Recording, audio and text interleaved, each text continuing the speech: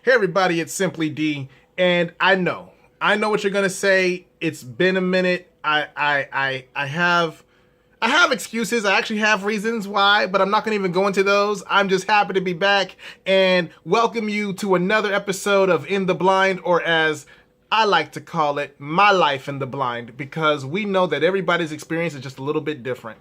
And I wanted to talk to you today about kind of some of the things that have been going on for the last couple of weeks, because I've been really busy working on something that I'm really proud of. And I have had these incredible opportunities to just go out and meet the community and do some, really incredible work. But today we're going to focus on just one of the hats that I wear.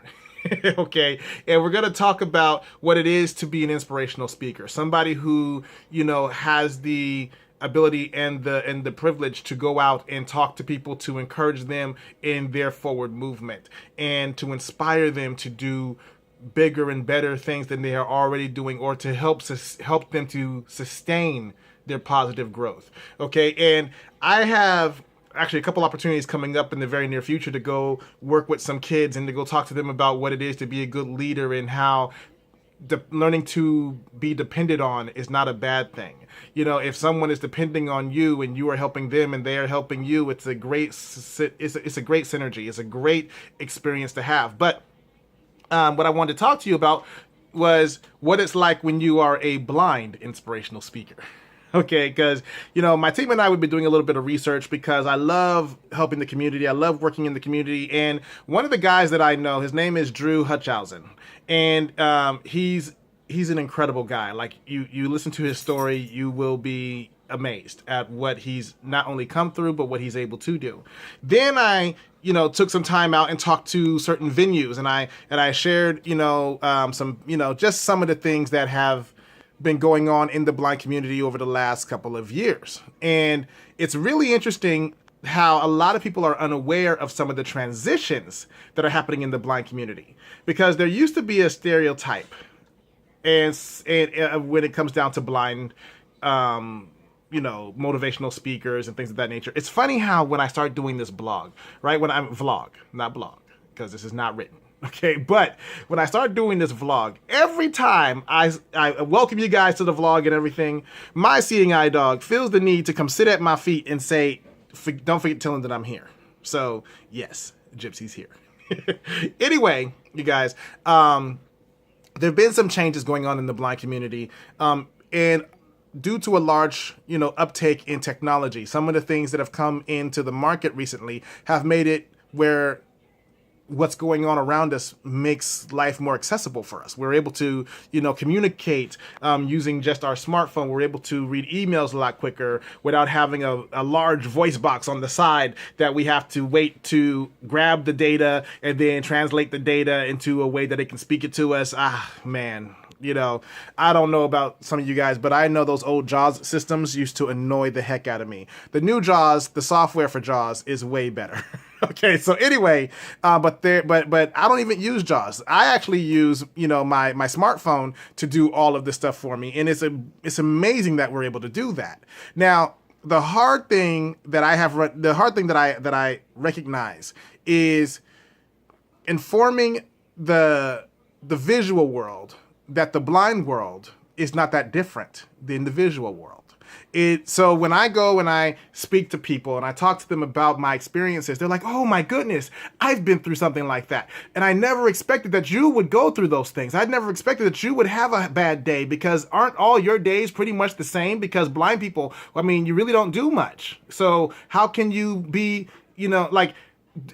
I had a great question asked to me about a week ago. Someone asked me, do blind people get broken hearts? And I thought that was a really unique question, because I was in my head thinking, why wouldn't blind people ever suffer from a broken heart? And then when I said, well, yes, I know many people in the blind community that have broken hearts, who've had their hearts broken and stuff like that.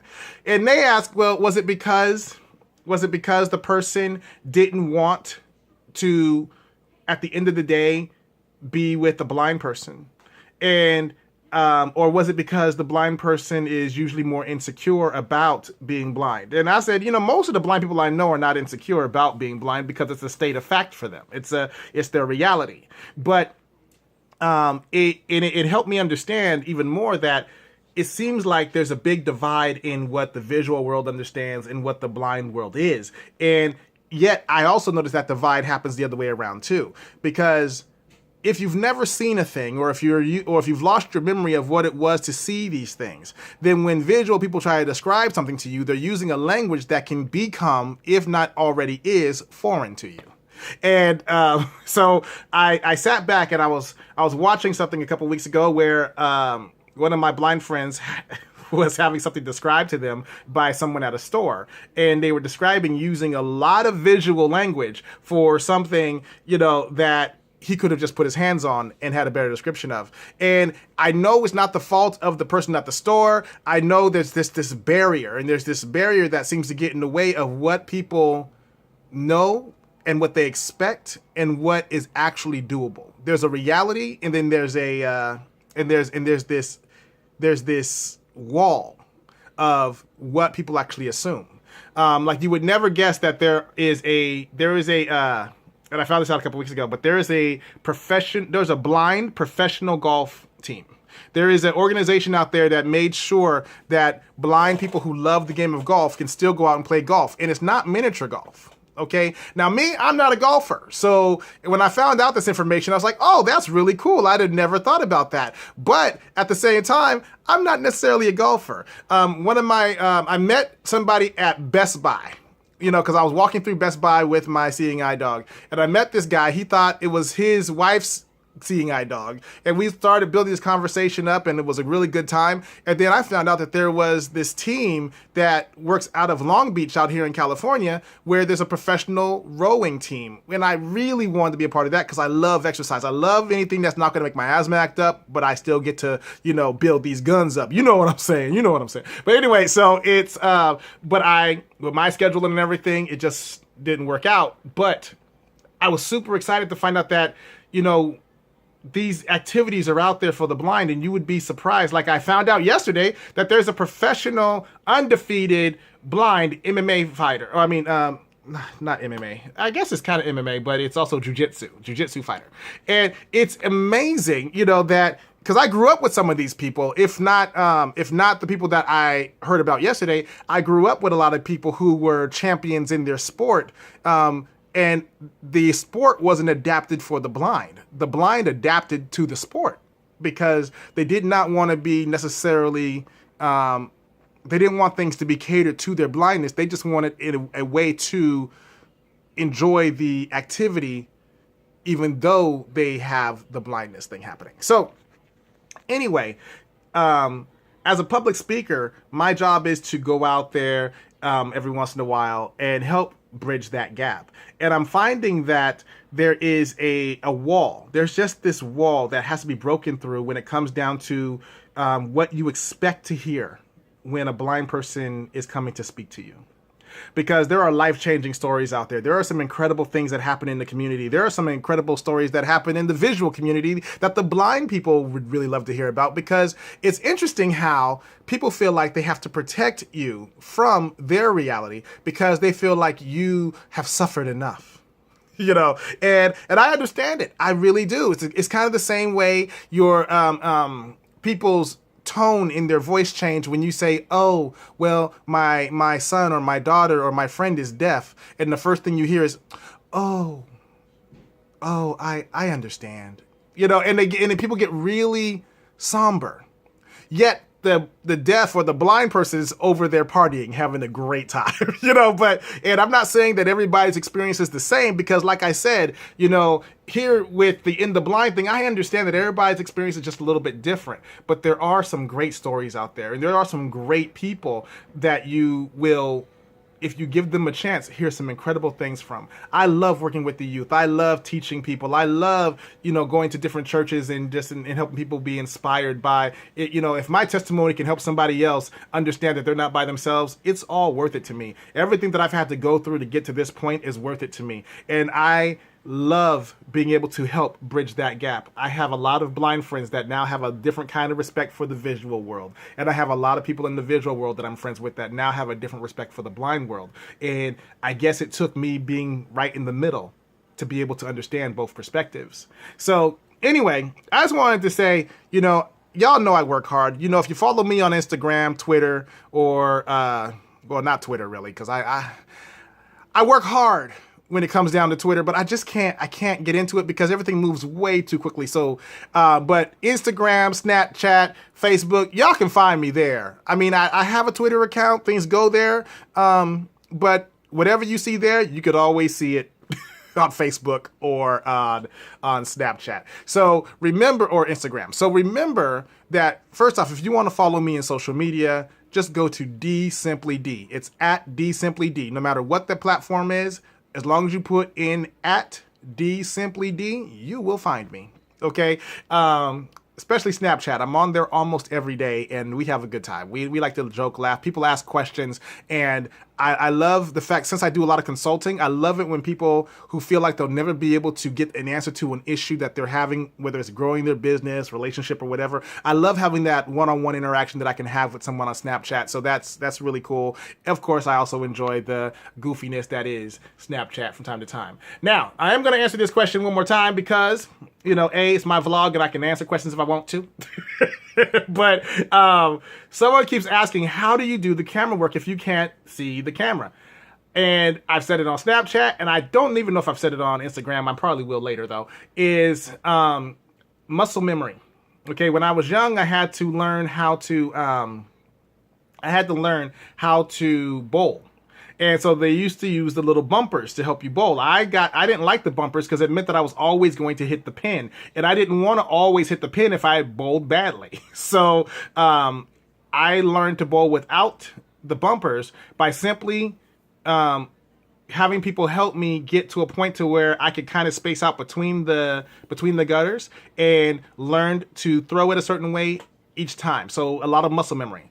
And then I got so good with the muscle memory thing that I can see certain things, but I can't see, if I have the camera too far from me, I can't see necessarily what other people would see. It's hard for me to explain in this short amount of time. But I can say that I can see that I can see that I'm in frame, but I can't see if I'm looking directly at the camera or whatever, right?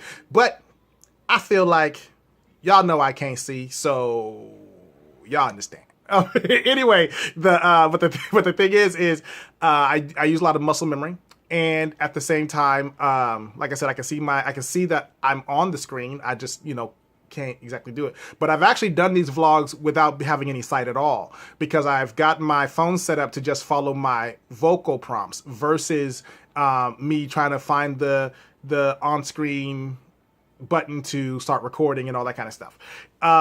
So I had to make it where it worked for me. So, because there are times when I have no sight at all. So I had to know that having my arm out at a certain length or using my selfie stick out at a certain length, at a certain angle, that's how I know I'm in frame. So that way, when I move around and I do whatever I got to do, I know that I'm still there. So, yeah, that's kind of how I do it. And I actually, when I was in college, I went to college for broadcasting.